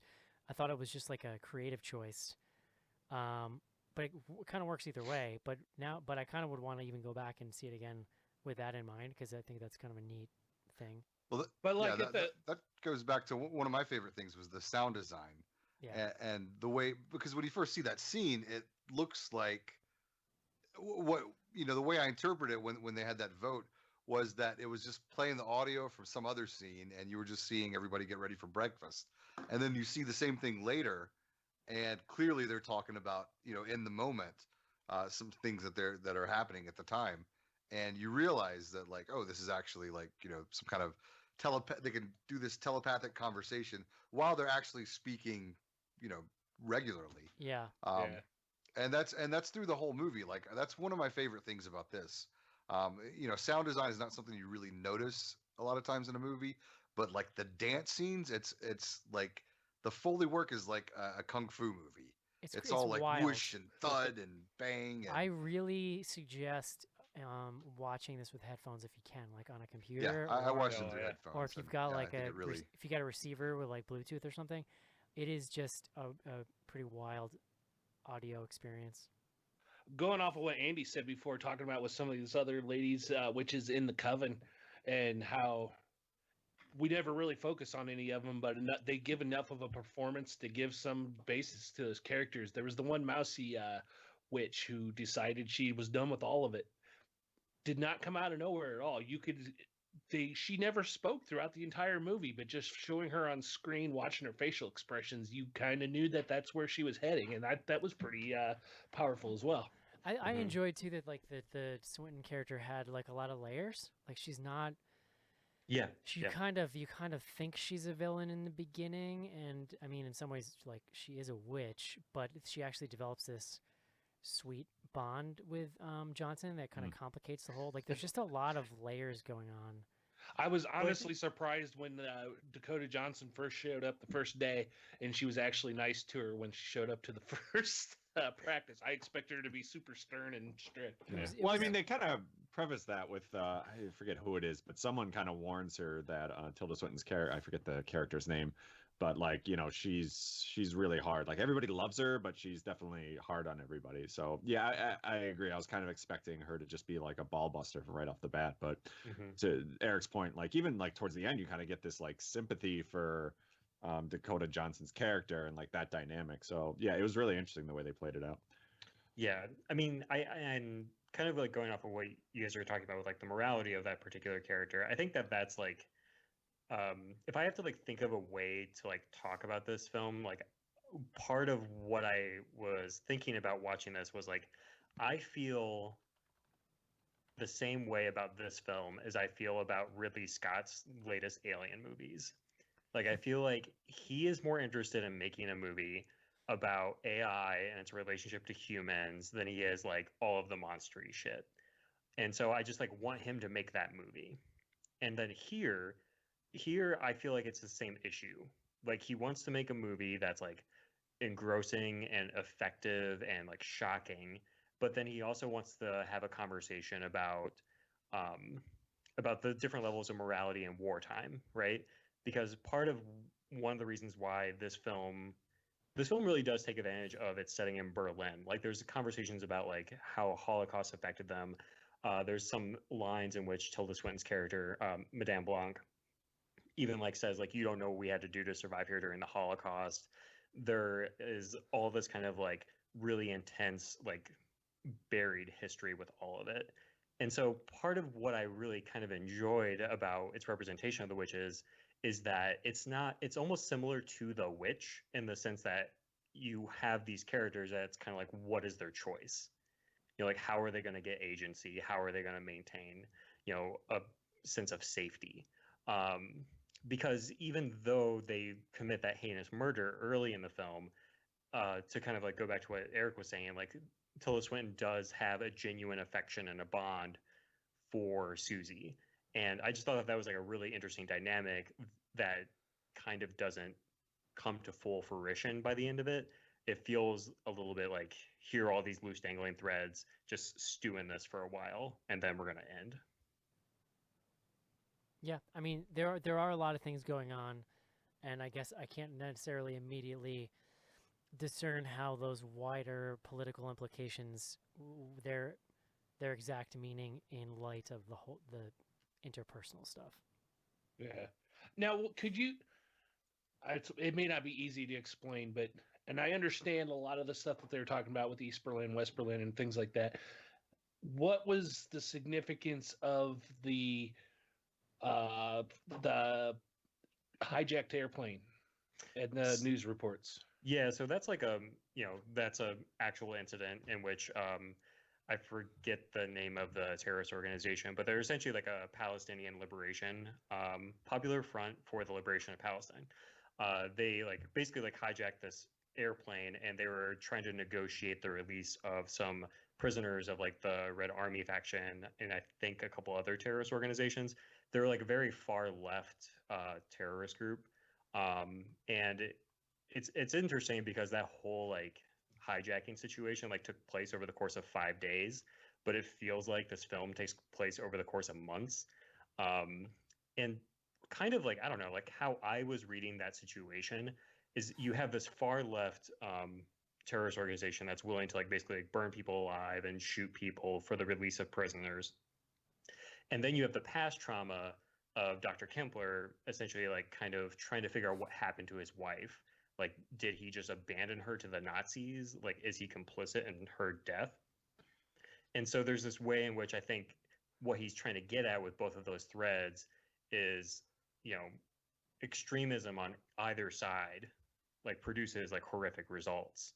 And the witches in a interesting, like weird fashion, at least my reading of it anyway, is that they're this bonding force that is almost so insular and isolationist that becomes a third level of immorality that they're basically going to like murder or humiliate anybody that tries to break up this like coven. Is it to kind of point out more or less to point out kind of a parallel of what the witches are doing to those real world events, that it's not that different? I mean, that's a good question. I don't really know how to read it. And I think that like, what's the symbolism of flicking the guy's wiener with a pencil? I just thought like the whole terrorist thing going on was kind of like the backdrop of Berlin during that time. Like I didn't really read too much into like how it was playing against what was actually happening. Kind of reminded Well, that's what me. I thought Actually, at first, but there's so much of it. there's a lot of it. I'm sure at there's first, the whole it's film, just kind of on the radio in the background, but they just keep going back to it again and again and again. And Yeah. that's some of the stuff that I was like, okay, I think we're kind of reaching and trying to put too much into this. Yeah, I mean, I Yeah, guess I 'cause- just mostly just took it as set dressing. I do think that there's, just based on what I know of this guy and what the movie presents, I'm sure there's meaning there that I just am not, ferreting out. But I think that it felt like, in a weird way, a little bit like Atomic Blonde to me, which is set in the same place but in the 80s, sort of as it's all Yeah. collapsing. But it uses all that stuff to kind of heighten the plot tension, because there's always this sense of danger sort of amidst. Yeah, because I point that out because like early on, we were talking about how some people didn't think that the Doctor necessarily needed to be as big a part of this and stuff, and it didn't need to be 2.5 hours. For me, a lot of that stuff with the hostage situation and stuff could have been cut back. I was fine with the Doctor. I kind of felt like the Doctor kind of led to a point to highlight some compassion at the very end, possibly too, Yeah. as far as what's going on. So I could see kind of his purpose there, but some of that other stuff with that set dressing, I think, could have been trimmed back some. I'll be honest. Yeah, I I mean, like- really like old TVs, so I was pretty into the news reports because I got to see I got to see different old TVs every time. Eric hates big TVs, loves old TVs. Oh, they're so cool. They're in a Notice. little diner, and there's like an 20-inch like CRT. there's like Ah. a 7-inch like black and white TV with rabbit ears up in the corner. I'm like, oh, I want to live in that moment Yeah. right there. Eric's the best. only one who wants to live in post World War II Germany. Seems great. Yeah, I mean, like I'm kind of like on the opposite end of things with the plane hijacking and the Doctor. Like that's the stuff that like I actually found like super interesting, Yeah. and it's the witchy moments or like whenever he's trying to shock you. That's the stuff that like I kind of fell off on. Like I kind of wasn't like super interested in it. You mean, like the Suspiria moments, you weren't super Yeah. into those. The hijacking stuff was Exactly. interesting, That's but like- that's a that's- totally different movie. Like Right. that's If what they it had felt like made- to me is that If they had that made the occasionally there would Sus- just be news reports. Meanwhile, in this other movie, there's this hijacking going on, and I'm like, okay, that sounds cool, If but the that's Suspiria remake had been a was- documentary about this hijacking, I just Well, liked that's it. why- I liked that's it. why- I that's again, why I, I use that. That's why I use the comparison. I feel like I was watching the later Ridley Scott Alien movies when I watched this. but I liked the slow. I just think whatever the meaning of it, I think it adds sort of setting tension. Like I liked the slow creep of it's happening during this thing, and every report it's escalating, and I think that they're very brief. It's like 20 seconds or whatever, but it's just like Yeah. as the But it's, like, hostage present, yeah. situation is escalating, so is the plot, and I think it's just for me part of the gradual turning of the screw until everything is just like sort of taut. Yeah, See, I had and, the like- same problem. I had the same problem that Andy pointed out too. Though they got to the final broadcast on that hijack situation, and they mentioned it was a 5-day standoff. And you're like, wait a minute, I could have swore we've been watching this for 5 months. we put together this whole dance in 5 days. Yeah. No problem. But I mean, the dance is called Volk, and like that's, it's in essence like that was a dance that they say that they performed after the war, and this is going to be the last time that they're ever going to perform it again. And so that I found probably is the most direct connection to like the events that are actually happening outside of the dance school. But I mean, It wasn't that's also, clear to like, me- in title alone. Wasn't it so- entirely clear to me why that was the last time they were going to do it? Yeah, I'm not entirely sure either, unless it had something to do with like A witchy thing. well, yeah, like a Yeah. witchy thing. Like yeah, the what it dances is, like, were all Mm. rituals essentially, which is Yeah. what Right. one of the cool things. So in I the movie guess is I guess that's theoretically, how the magic works. Is that they were using all these dancers essentially as like the conduit. the method, yeah, the conduit for their magic, and so these witches had these people who would dance out all their magic and make it The magic dances happen. are they're like incantations almost the way they're treated. yeah, it's like practical magic, Sure, light as a Sandra feather, Bullock. stiff as a board. If Sandra Bullock Cece movie. was here, she'd tell you exactly what kind of magic it was. Yes, Man, what a Yeah, how are we terrible doing this without movie for CC to miss, right? I did. she said she didn't like it that much. She was just kind I of did message her It and ask made her her if she list, had didn't it? anything. Yeah, I did message her and ask her if she had anything to say, but she hadn't seen it in a while, so she didn't really want to chime in. But it is number 7 on her best of year list for Yeah. 2018, and your boy Evan Sleed reviewed it for Bloody Good Horror. So my 1 and 2 were Annihilation and Hereditary. I probably would have had this at 3. I probably would have had to bump Terrifier another spot to. I don't know what I would have gotten rid of. Yeah. But Just put this on your 2019 list. we're gonna talk about it. We're definitely gonna do like a what was our favorite 2018 movie of 2019 at the end of next year. So just on the show. Yeah, our oops, we missed it list. Yeah. Would any of you other guys like put it on your list? It landed in my top 10. I don't know that it'd be at the top. If it may have made the bottom. I don't know. Yeah, I mean, I put this for me. It was just this was like something I needed. I needed to see a movie like this to prove to me that I'm not holding all of these direct to streaming movies to too high of a standard. Because I've been worried that like I'm nitpicking them and not allowing myself to enjoy them. And then I watch this thing and it's 2.5 hours and I'm like riveted the entire time. I'm just going along with it. I'm not questioning it. And that to me is the difference between a confident director with a real vision and someone who's just like throwing stuff at the wall. As much as some of the things in this movie might feel that way, I believe that he knows exactly what he wants to happen. Whereas to me, a film like Velvet Buzzsaw is like got scenes in it that should have never made it past like the second script revision. You know what I mean? Mm-hmm. But I just feel like those movies feel lacking in this type of like authorial sort of command, I guess, if that makes sense. Well, yeah, I mean, you guys have talked about it on other shows, but there's not really there's not a sense of like a sculpted vision Sure, in those films. exactly, yeah. And this to me, like, it made me realize that, no, I'm on the right track. Like, if a movie, this is what I'm looking for, and it's still out there, it's, if anything, it just made me, it kind of confirmed what I've been feeling about these streaming movies. And then just generally, like, I found it inspiring. I found it a pretty, like, inspiring movie to watch. Just, I like watching people kind of when they're this good at the craft. Yeah. Shelton, I have a question for you. Yes, sir. Do you realize that this is the second movie that we watched in which someone from an Amish or Mennonite community has gone to extremes? Do you remember the other one? Amish Paradise? We watched an Amish massacre movie? What? Do you remember Mute on Sophisticult Cinema? Oh my God, no. I have wiped that movie from my memory. Guys, we watched this movie called Mute, and Alexander Skarsgård, It was Amish. That's right. yeah, plays this Amish bartender in a strip club in the future. What? That is an actual plot point in that movie. And that makes it sound way better than it is. I have seen the video for Weird Al's Amish Paradise several times. Oh, classic. Yeah. What is Classic. your favorite Amish movie? Go. Kingpin. Witness. None. Witness. Come on. Kingpin, Witness. I've never seen Witness. For I'm a richer big fan or of the poorer. Amish Mafia show, so Did you ever see what was that reality show where the Amish they follow the Amish people on Rumspringa? Oh, the Rumspringa show. I Yeah, watched that. yeah. There's that doc, right? Like That's my something answer. They did like 2 seasons of it. Oh, it's still going. That's What? Colin that's my watches answer. all of it. All right, guys, we got to wrap. Oh, Would wow. you recommend this, Andy? No. Really? Wow. Yeah, I think it's too messy. I like a lot of it, but it's no. Shelton, Absolutely. Joe. I don't disagree with Andy, but I think I'd still recommend it. Casey. Absolutely.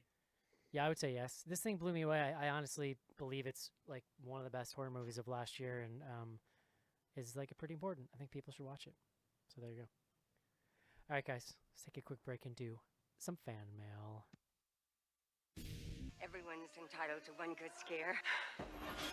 I've had my share. 20 years have passed since that fateful night. Do you know what day it is? Halloween. Halloween. And they thought the terror was dead and gone. Hey, you don't think Michael Myers never found his body? They were wrong. It finally ends here. Halloween H2O. Hey, I'm Josh McDonald, writer of The Corridor, and writer-director of the short film Game. And you are listening to Bloody Good Horror.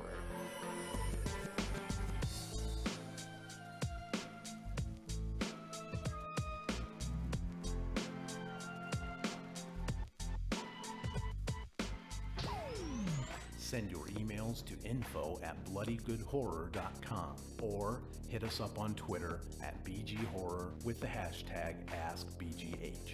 And don't forget to pick up back episodes of the show at podcast.bloodygoodhorror.com.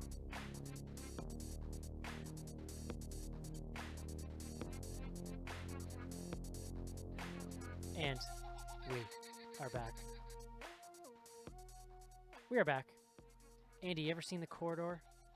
Yeah, I love that movie. Oh, good. That's all. Yeah, I was gonna say it's like a kind of starts out. You think it's just like a horror in the snow kind of thing. And it turns out to be like a very, very poignant exploration of like adult male friendship and reconciling with your childhood. It's fascinating. Yeah, that's a part of those films from a few years ago, like Citadel, that just kind of like are hidden, but they're really great. Yeah, I watched it on Netflix one day. I threw it on at work while I was working, and like ended up not working and just watching it because it was like blowing me away. Yeah. You know what I realized we didn't talk about in our discussion of that film? What? Suspiria, anyway, is the fact that Tilda Swinton eats chicken wings at one point. What? Where? When? What? It's like early. It's probably oh, like. yes, yeah. Yeah. Oh, I have a note in my notebook. It says Tilda Swinton's chicken bones. I don't think she was eating just specifically wings. I think it was just the wing of like a roasted chicken they were eating. Sure. Do you think she goes to B-dub-3s? Oh no, I think she's more of a wing stuff. Ranch or blue cheese? That's the real question. She's definitely vegan. I'm just gonna guess that right now. Yeah. Blue cheese is my favorite stuff dressing. She's got the overall unhealthy pallor of a vegan, I feel like. Listen, stunning woman, but she could use some sun. That's all I'm saying. info@bloodygoodhorror.com is the email address. No email tonight. Joe, what do we got on Twitter? Let's hope Tilda hears this and fixes that for you, God willing. Over on the tweets, we are at BG Horror. We use 2 different hashtags every week. First one is hashtag BGH Classics. That's if you're listening to an old episode or even maybe a more recent one, and something strikes you as a classic quote from one of these fine BGH podcasters. You can tweet it up and we'll read it on. We got just 2 today, both from Skizbot. First one, if you look at something like Suspiria, one of the things people love most about that film is the score just bends you over and has its way with you. And that was Eric for episode 108, Shutter Island. It's true. It's true, man. This Suspiria, that's what it was. Sorry, I was trying to find out if. No, this was Shutter Island, but you were talking about Suspiria. Yeah, sorry, I was trying to find out if Tilda Swinton is a vegan. The jury's out still, but the original Suspiria has one of my favorite horror scenes of all time, that is totally pointless. But it is the main character of Susie riding in a cab to the academy in a rainstorm while this bananas goblin song just blares in the background, and the lights are changing color and flashing on her, and the rain's slashing into the windows, and that to me is like the just quintessential Argento scene. It's just beautiful, amazing nonsense that adds nothing to the movie, but you're like happy to watch. The dogs just walked in. I don't go as gaga for the Goblin soundtrack as everybody else, but I didn't think Tom Yorns or whatever the heck his name is, like, it came anywhere close to kind of recreating that. Are we sure Tom York isn't? Are we sure Tom York isn't Tilda Swinton? They kind of look like they look a lot alike. Joe, you should just English people, though. I think you should watch. You ever seen Opera, Joe? Argento's Opera. That might be the one that you might like. There's a whole finale scene in Opera where somebody's being chased and an Iron Maiden song is blaring in the background. Oh, Iron Maiden is in Phenomenima also. Are they in Phenomena? Okay. Yeah. Yeah, that's a great one too. But I think Opera's like kind of in a weird way. I mean, he went through that whole like early proto giallo period where they were just sort of like murder mysteries.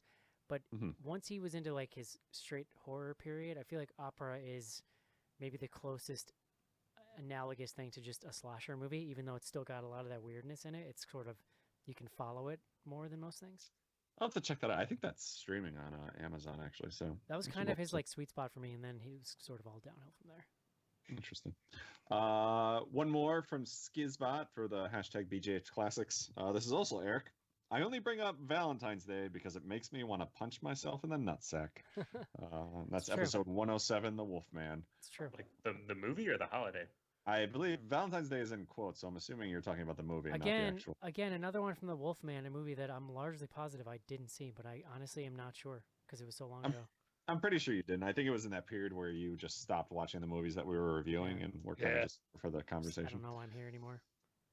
The other hashtag we use, and this is every week we post up, hashtag Ask BGH, and that's if you're thinking about the episode and want to send in a question, you can use that one.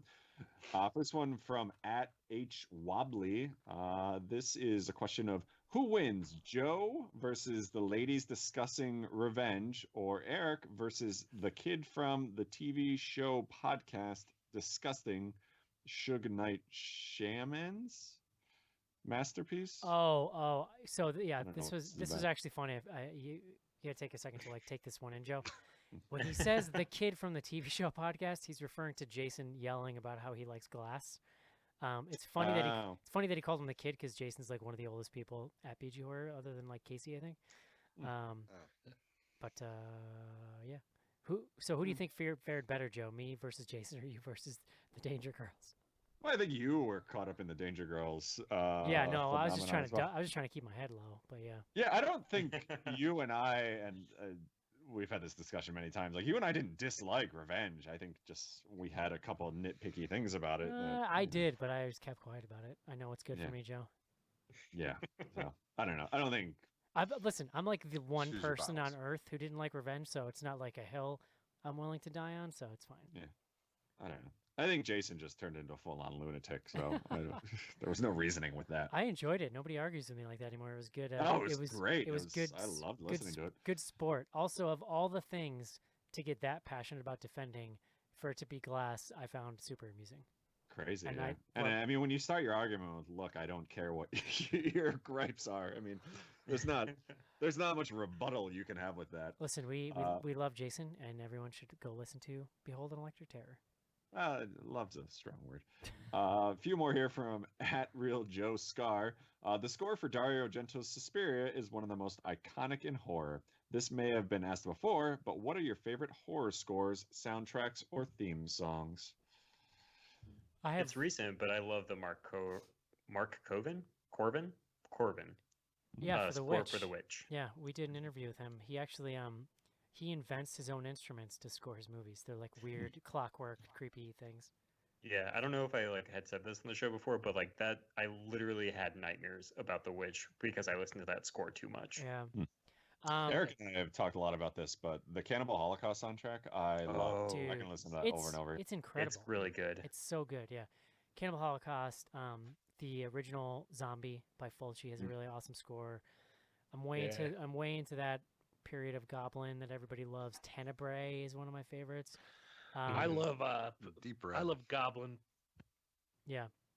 To me, I'm a huge John. Sorry. I'm a on NyQuil. I'm sorry. I'm a huge John. Basically a mic drop. I'm a huge John Harrison fan. I think that Creepshow and Day of the Dead are two like the best horror soundtracks of all time, and they're the ones I probably listen to the most.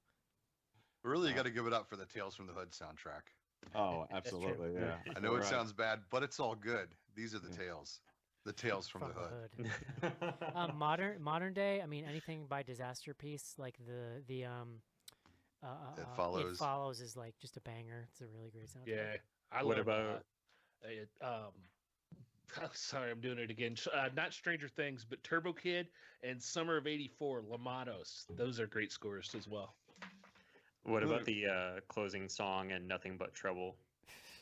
Oh my God, yes. I don't remember the closing song, but I do remember. Wait, is that that's Digital Underground? Yeah. Is that? Do they do the closing? I think that was Tupac's debut. Well, yes, they do same song during the courtroom scene, and that was Tupac's first song that he rapped on. Although they cut him off before like his part actually comes in. It's all downhill from there. Agree to disagree. That movie had a budget of $40 million. I clown around when I come around with the underground. Girls used to clown me, and now they want to clown me. All right, next up from @ShineMaster9000. Also, can CC do an in-depth analysis of Velvet Buzzsaw? I really like the movie, but just took it at face value. She was kind of blowing my mind when she pointed out details during the review. By the way, I agree with Eric. The movie's horror aspect was the weakest part. Cece's not here, so no, she can't. Yeah, the more farther away I am from Velvet Buzzsaw, the less I like it, and the farther I'm away from Suspiria, I feel like the more I like it. And we had one other from Shinemaster 9000. Do you think remaking horror movies is a bad idea? As for anything else, it seems very hit or miss for me. It 2017 versus Friday the 13th 2009. I'd just like to see more original stuff from big studios instead of having them go back to the well. So Joe, I often. want you to know how much self-control I exerted this week when there's been a thread kicking around on horror Twitter that was started by somebody at one of the big horror sites, who shall go unnamed, but it was basically like defending the Friday the 13th remake. I was just about to bring that up. / like taking really cheap pot shots at people who didn't like it, who are right, by the way. And Joe, and then like I ignored it once, but then it's like what's happening with Twitter is it's getting commented on and retweeted, and every day I'm seeing it, Joe. At least 10 times I have resisted wading into this, and I just want you to appreciate how much I've grown as a human being. Yeah.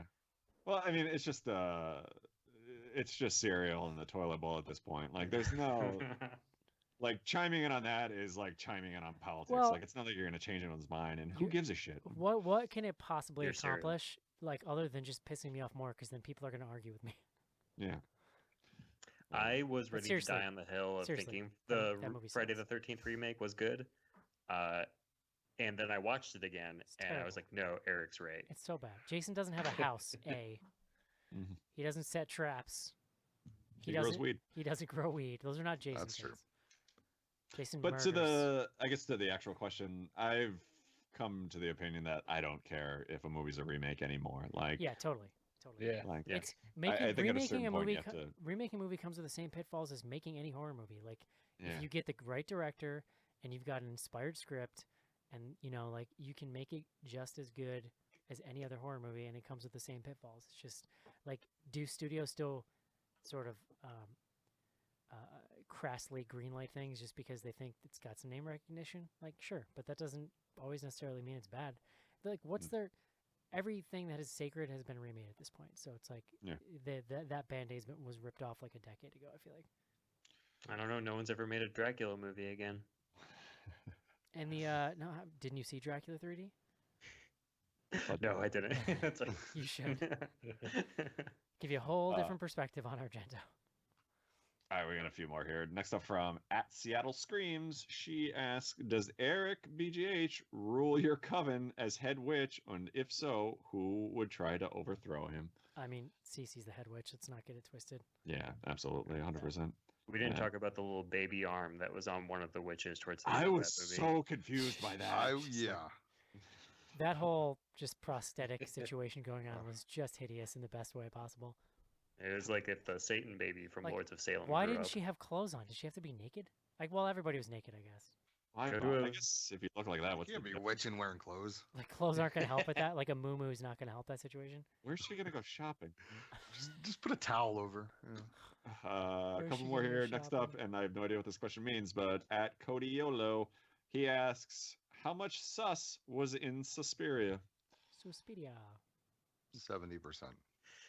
Disturbia? Split evenly between the sus and the Pyria.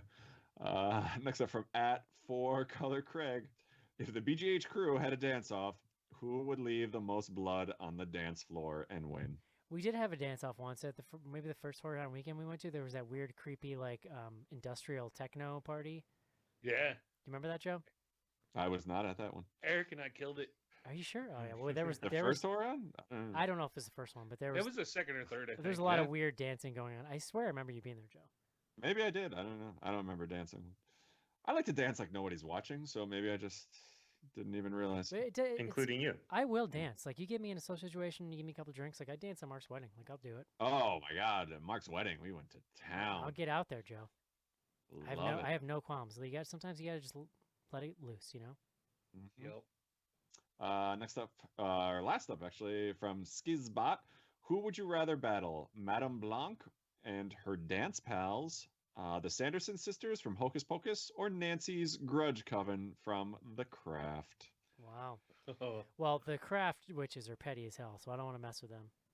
They would, yeah. I am not secure enough in my opinion of myself to mess with them.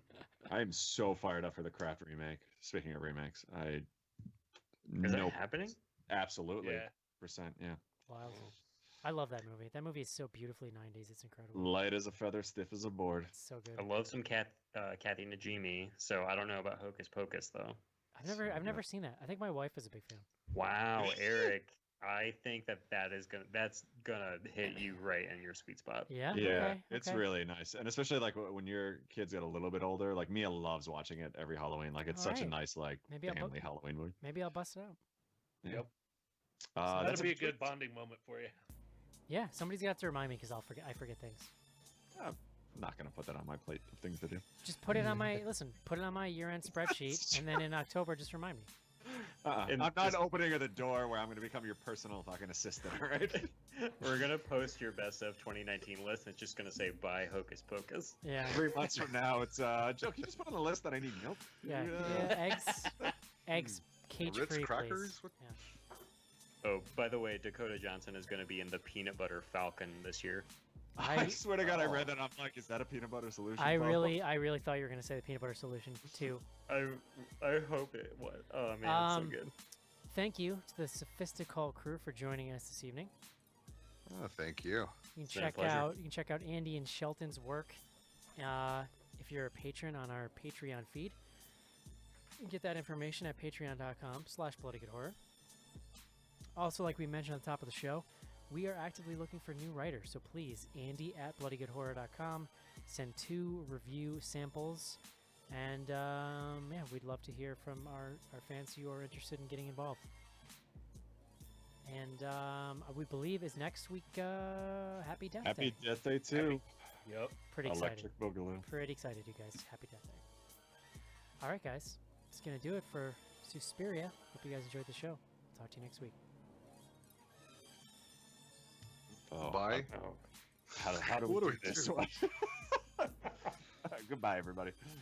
Suspiria. Bye bye.